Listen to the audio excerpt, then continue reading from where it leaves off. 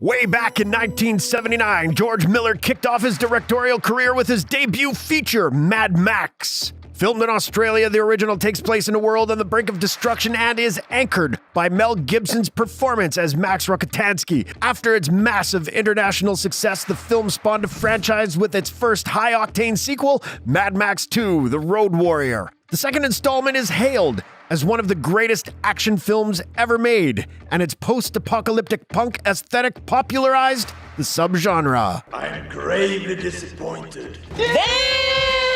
After Beyond Thunderdome, George Miller took a 30-year break from the universe before returning to the wasteland in 2015 with Mad Max: Fury Road. That latest entry featured a stellar cast led by Tom Hardy and Charlize Theron. Upon release, audiences and critics alike agreed that Miller's reboot kicked all kinds of ass. The film went on to be nominated for 10 Oscars at the Academy Awards, winning 6 of those. But gold statues mean nothing here in the wasteland. Only the strongest of wills survive, so grab your steering wheel and pick up what you can and run, because it's time to face off.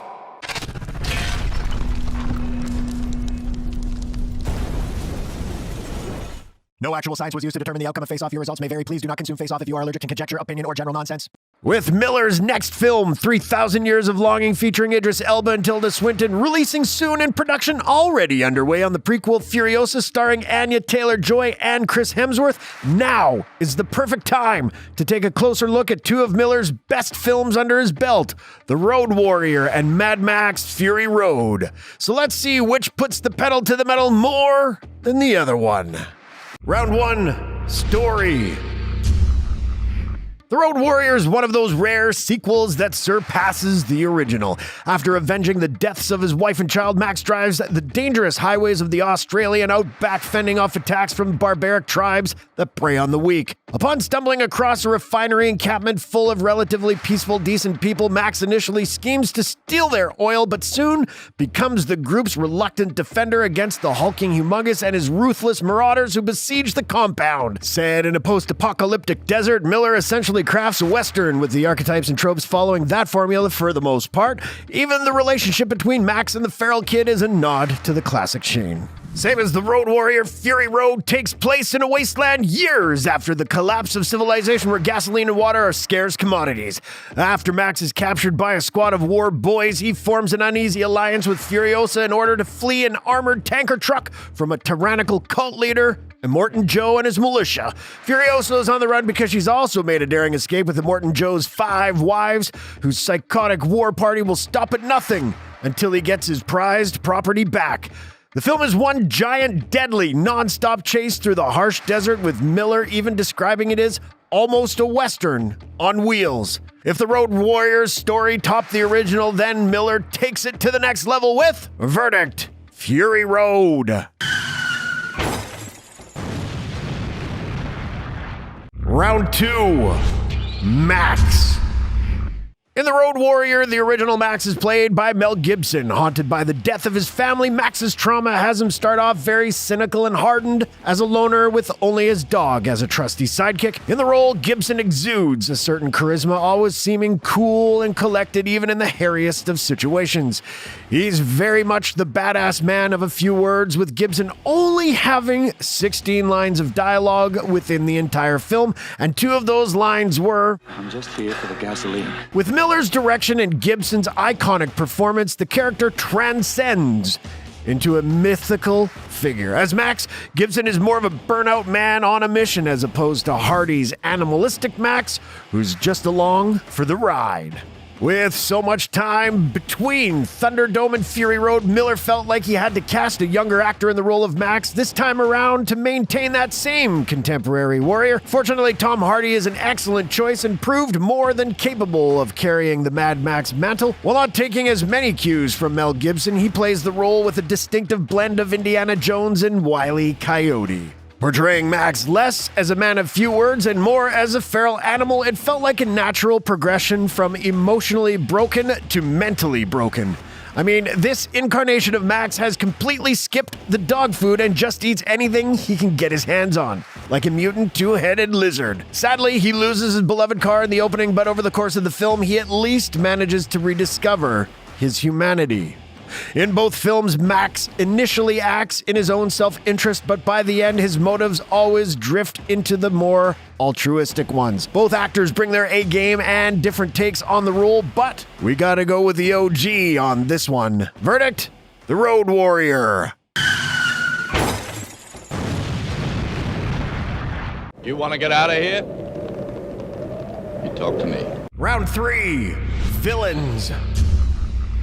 The Road Warrior's main baddie is Lord Humongous, who is the warrior of the wasteland! Humongous wears a hockey goalie's mask that hides his bald, scarred scalp, suffered severe facial burns, and might have even served in the same outfit as his counterpart, Papagallo. He's rather articulate for a ragtag biker gang leader and gives speeches to the settlers, pressuring them to surrender while employing psychological warfare. The role was played by former Olympic-class weightlifter Kjell Nielsen. So Lord Humongous lives up to his name, and his imposing presence assures that he's not to be messed with.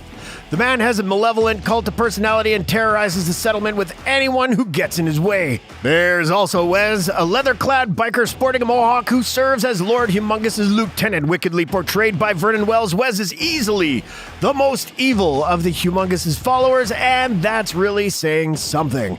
Armed with an arm crossbow and a mace, Wes is surprisingly acrobatic for a large man in heavy leather armor.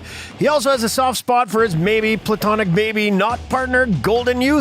When Golden Youth is killed via boomerang to the head, Wes is so out for blood that he openly defies the Humongous until the Lord puts Wes back in his place.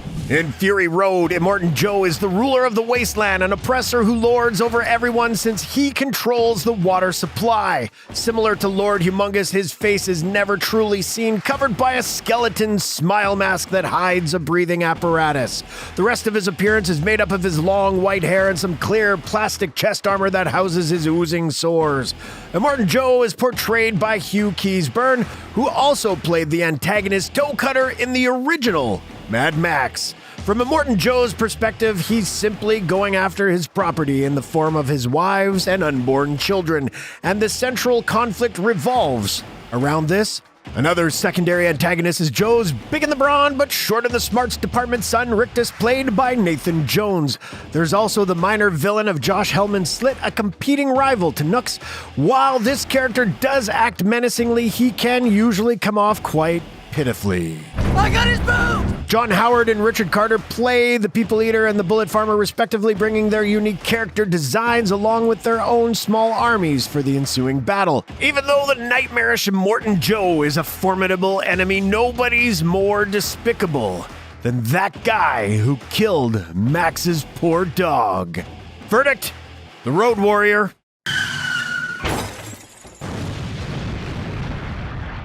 Round 4, Supporting Characters. In The Road Warrior, Max is accompanied by the gyro captain, a wanderer looking for resources himself. Remember lingerie? At first, enemies, the two slowly become allies, with the captain even saving Max from certain doom. Instead of driving a car, the captain flies in a ramshackle old gyrocopter. Eventually, he joins the settlers' cause and helps defend their compound, even assisting Max back toward his humanity. The leader of the settlement is Papagallo, who carries an idealistic viewpoint and swaggering dignity. There's also the feral kid, who Max has a soft spot for, and he only speaks in growls and grunts, and is armed with a lethal boomerang.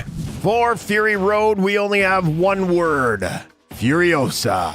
Charlize Theron, or Theron, if you ask her, breathed so much life into this weathered badass.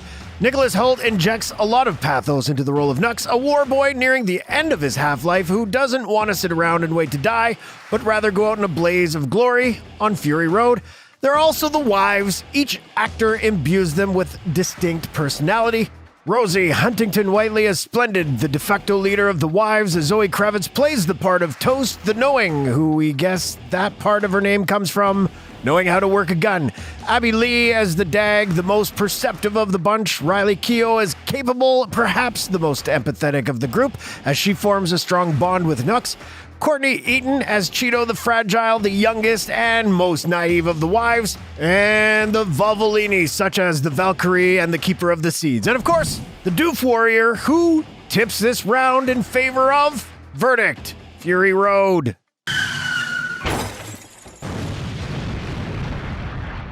Round 5, world building. Even with the non-stop visceral action, there's a lot of thought and attention to detail given to these fully realized worlds. The Fury Road is very sparse in its exposition, but one of the most effective films in terms of its economical storytelling. The action and the visuals do most of the talking, leaving the viewer to fill in the blanks. One blink and miss it example is the cities using mirrors to communicate across far distances. Then there's the muddy lands with people covered in bird feathers walking on stilts that used to be the green place. I mean, what's their deal? There's also the quasi-religious ritual that the war boys perform with spray paint before proving their total devotion to Immortan Joe by means of vehicular suicide. Furthermore, there are multiple words and simple phrases like Black Thumb to denote a mechanic and deepen the lore. I am awaited in Valhalla! Mediocre! We also don't spend too much time at the Citadel, but learn a great deal about that location, like how it internally operates. Somehow they're able to test Max's blood type. How the hell are they able to do that? Did we miss anything? Let us know in the comments, and why not subscribe to our channel while you're at it? As for the Road Warrior, we get glimpses here and there, like how Max has to collect oil using plates and the custom design of vehicles, but Fury Road is the ultimate example of world building through show and not tell. Verdict: Fury Road.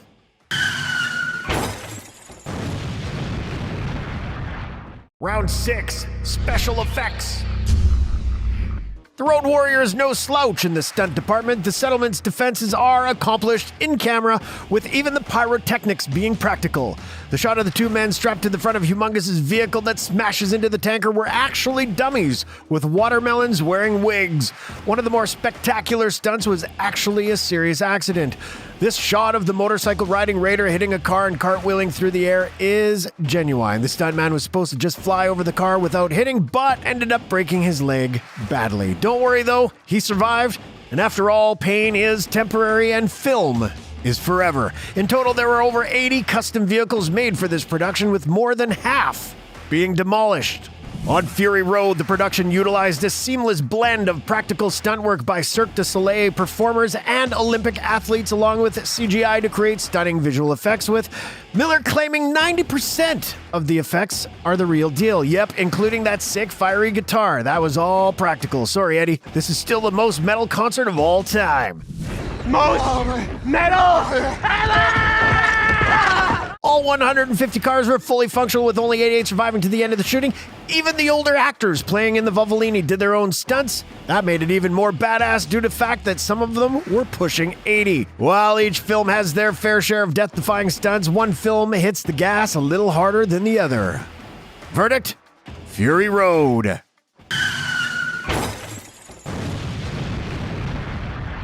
Round 7, the third act.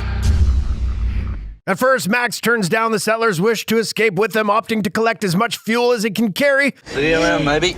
Goodbye. Good luck. And go on his own way. However, while attempting to break through the Marauders' siege, Max is seriously injured when he's run off the road by Wes. Max is left for dead, but the gyro captain rescues him and flies him back to the compound. Despite his injuries, Max offers to drive the tanker truck, resulting in a long chase with most of the warriors pursuing the tanker. By the end of the sequence, Max kills both Humongous and Wes by colliding head-on into the former's nitrous oxide-equipped vehicle.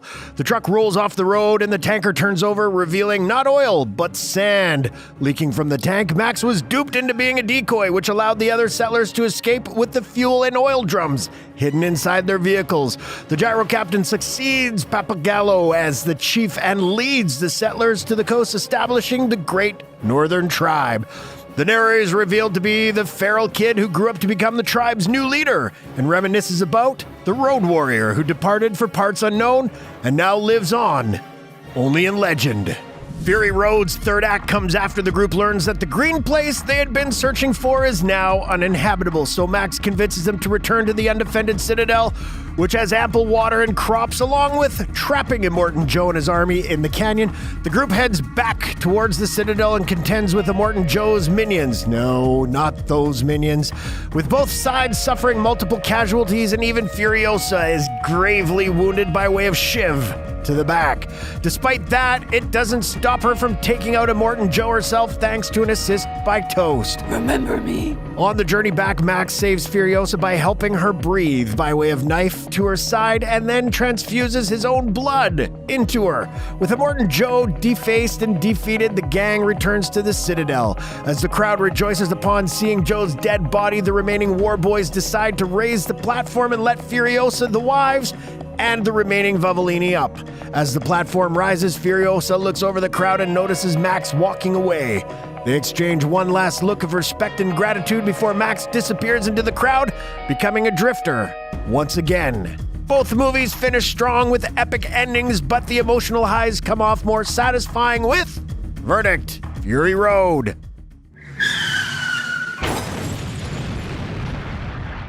After a grueling battle through the wasteland and back, we've come to the final verdict, which finds Fury Road as the ultimate victor. While it's undeniable that both movies offer insanely action-packed spectacles, one had some extra juice under the hood to push it over the edge, with Fury Road being a total thrill ride from start to finish. But don't let us have the final word. Tell us in the comments which post-apocalyptic action flick is your pick. Mad Max Fury Road versus The Road Warrior. As always, thanks for watching. May your ride eternal, shiny, and chrome. And the Road Warrior? That was the last we ever saw of him.